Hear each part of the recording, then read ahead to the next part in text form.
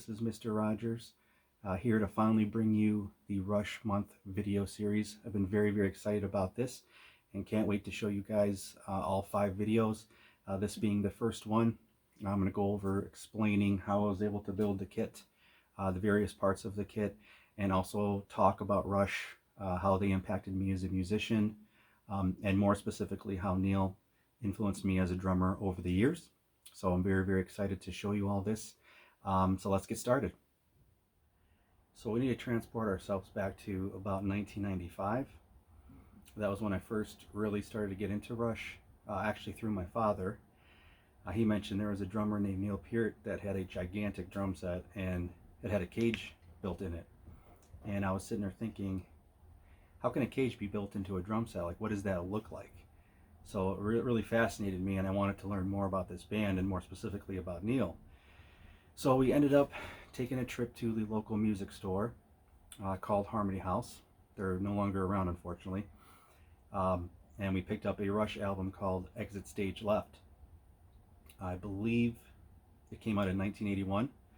I believe that's the year. And I was absolutely fascinated. Put the first for the first track all the way to the last track, put the CD in the car, listened to it. I was absolutely just spellbound. His playing, everything was insane. Not just specifically Neil, but Alex and Geddy as well. And it just blew my mind. I was like, how are these people able to pull off these such difficult, musical songs?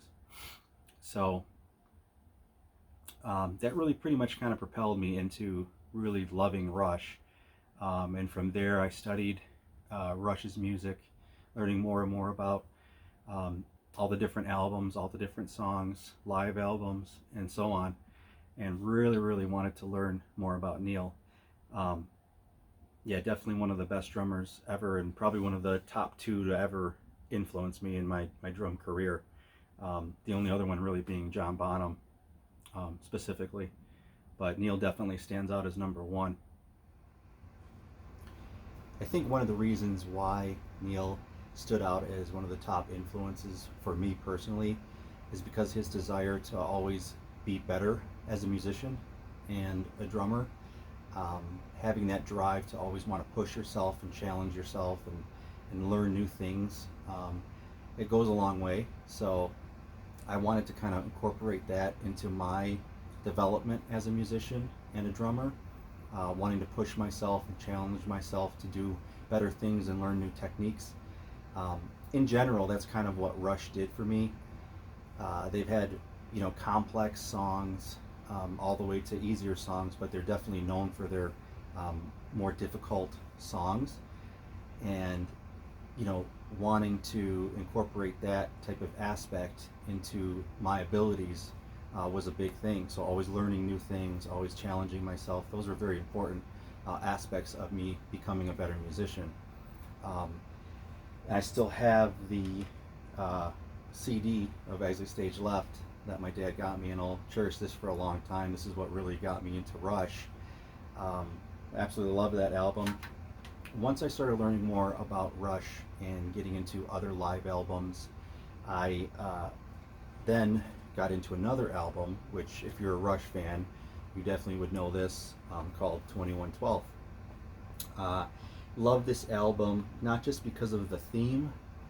There's the story behind the album, but the way they developed the songs, the way they developed the sounds, the mixing, the creativity. I mean, there's a song on one side of this album for 20 minutes, 2112.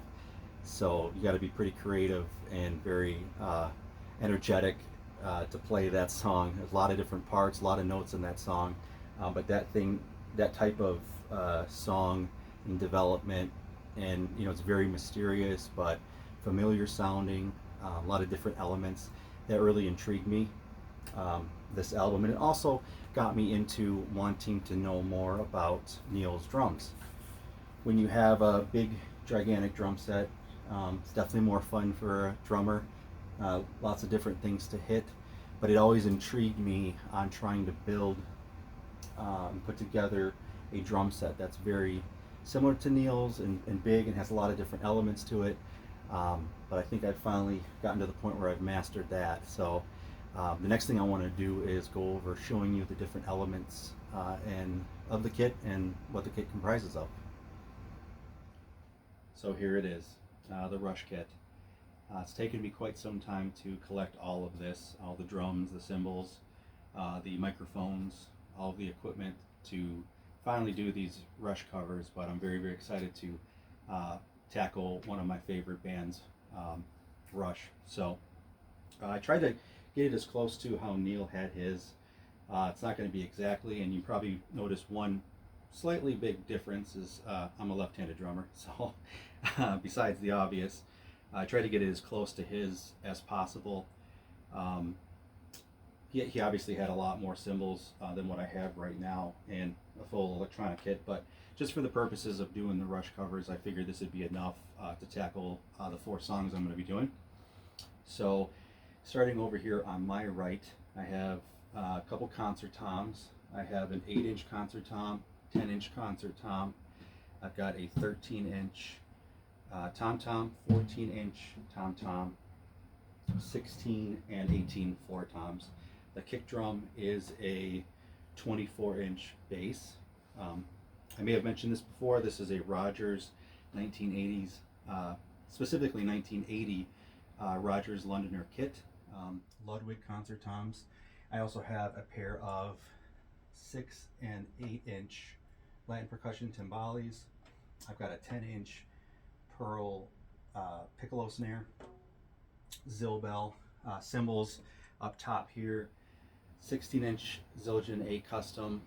I've got a 17-inch Zildjian A medium thin crash, a Zildjian 19-inch medium thin crash, and then over here, which I've been pleasantly surprised with, is the S series from Zildjian, and this is a 20-inch thin crash. I know Neil started, I want to say, with Zildjian, and then eventually progressed in his career to Sabian. So I usually stick with Zildjian. I got a this is a 6-inch Sabian Effects Splash. Wuhan, I have a 10-inch Splash right here. I actually like the Wuhan sounds. I mean, I know they probably get a bad rap, but recorded wise, they sound really, really good. For the hi-hats, I have 2 sets of hi-hats, very similar to how Neil had his. 14-inch Zildjian hi-hats from the 1970s.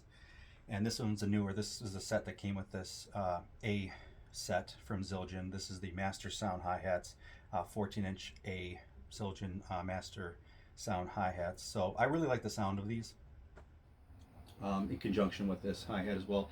These classic 70s, and this one right here, I don't want to forget this. This is a 22-inch Ping Ride from the 1970s, Zildjian as well.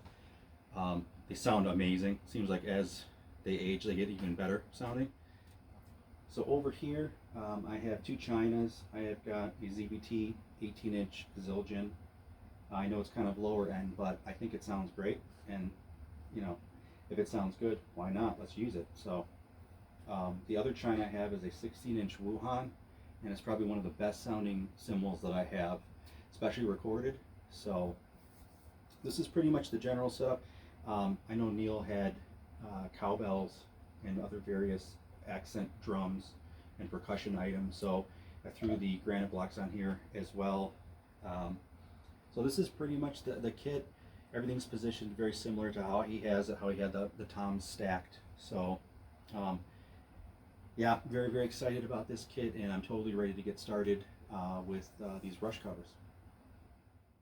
Thanks everyone for watching. I really do appreciate it. Hope everyone enjoyed this look into my production of the Rush Month video series I will be releasing. I will have 4 Rush covers in the coming weeks, so please like and comment and let me know how I did. As you can tell, Rush had a very big influence on me as a musician, and Neil had an even greater impact on me as a drummer. So, as I said before, hope everyone enjoyed this, and thank you.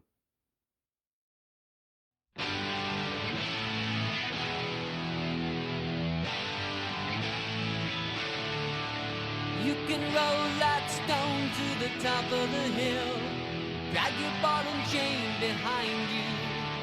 You can carry that weight with an iron will, or let the pain remain behind you.